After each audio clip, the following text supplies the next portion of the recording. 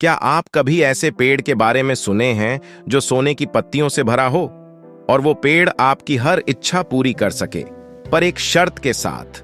इस मजेदार और रोमांचक कहानी में हम जानेंगे कि कैसे मोहन ने जादुई पेड़ से कुछ ऐसा सीखा जो उसकी और उसके गांव की किस्मत बदल देगा। क्या आप जानना चाहते हैं क्या हुआ उस सोने के जादुई पेड़ के साथ? तो देखिए हमारी यह मजेदार कहानी जो आपको हंसा भी देगी और सिखाएगी भी।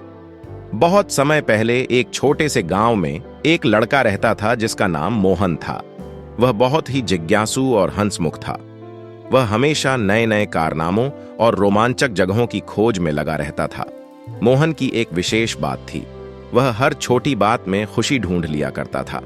एक दिन उसे जंगल में कुछ ऐसा मिला जिसने उसकी जिंदगी बदल दी, एक जादुई पेड़। मोहन एक दिन जंगल में अपनी प्यारी लकड़ी की छड़ी लिए घूम रहा था। उसे जंगल में हर चीज से बहुत प्यार था, पेड़, पत्तियां, पक्षी। वह हमेशा नए रास्तों पर जाता और अद्भुत खोज करता। आज का दिन कुछ अलग था क्योंकि उसकी नजर एक ऐसे पेड़ पर पड़ी जो बाकी पेड़ों से बिल्कुल अलग था। पेड़ के पत्ते सुनहरी चमक लिए हुए थे और जब वह पेड़ के पास गया तो पेड़ ने उसे पुकारा। जब मोहन पेड़ के पास पहुंचा तो उसकी आंखें आश्चर्य से बड़ी हो गईं। पेड़ की पत्तियां सोने की तरह चमक रही थीं और उसकी डालियां हवा में नाच रही थीं। तभी पेड़ ने मोहन से कहा, मैं हूं सोने का जादुई पेड़। मैं तुम्हें वो सब कुछ दे सकता हूं जिसकी तुम कल्पना कर सकते हो, पर याद रखना जो भी मांगोगे उसके साथ तुम्हें कुछ देना भी होगा। मोहन की खुशी का ठिकाना नहीं रहा।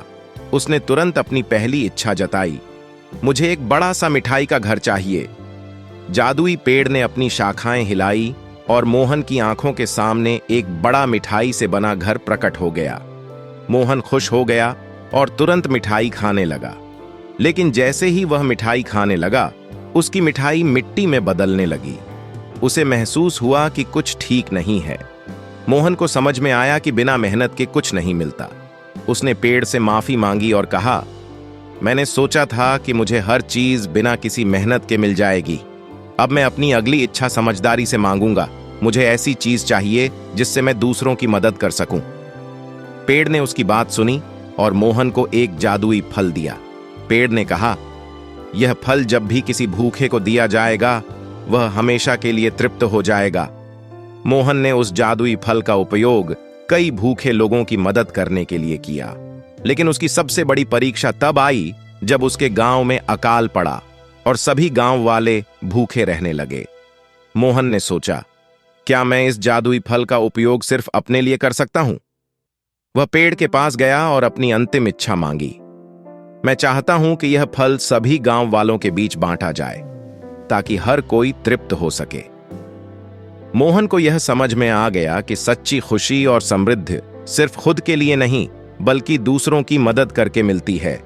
सोने के जादुई पेड़ ने मोहन को सिखाया कि लालच से कुछ नहीं मिलता, लेकिन जब हम दूसरों के लिए अच्छा सोचते हैं तो हमें जीवन की असली खुशियां मिलती हैं।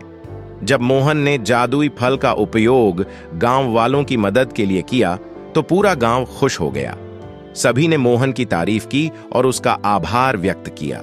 गांव वाले कहते हैं, मोहन, तुमने हमारी बहुत बड़ी मदद की है। हम हमेशा तुम्हारे आभारी रहेंगे। तुम्हारा यह निस्वार्थ कार्य हमें सिखाता है कि दूसरों की मदद करना सबसे बड़ी सेवा है।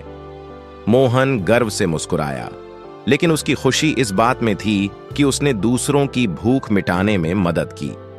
जादुई पेड़ ने मोहन से कहा, तुमने न केवल दूसरों की मदद की बल्कि अपने स्वार्थ को भी त्याग दिया। अब मेरी भूमिका समाप्त हो गई है। मैं हमेशा तुम्हारे साथ रहूंगा, लेकिन अब मुझे विदा लेने का समय है। पेड़ की शाखाएं धीरे धीरे लुप्त होने लगीं और पेड़ गायब हो गया।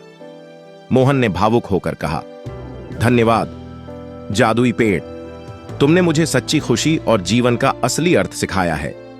पेड़ के गायब होने के बाद मोहन ने अपने गांव में नई शुरुआत की। वह अब और भी समझदार और जिम्मेदार बन गया था।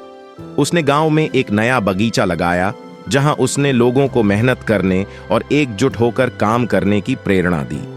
गांव के लोग मिलकर उस बगीचे की देखभाल करते और अब वे खुशहाल जीवन जीने लगे थे। मोहन ने गांव वालों को सिखाया कि मेहनत और एकता से ही हम सच्ची खुशी प्राप्त कर सकते हैं। उसने कहा, हम सभी के अंदर एक जादुई पेड़ होता है जिसे हम अपने अच्छे कर्मों और सच्चे इरादों से हरा भरा रख सकते हैं।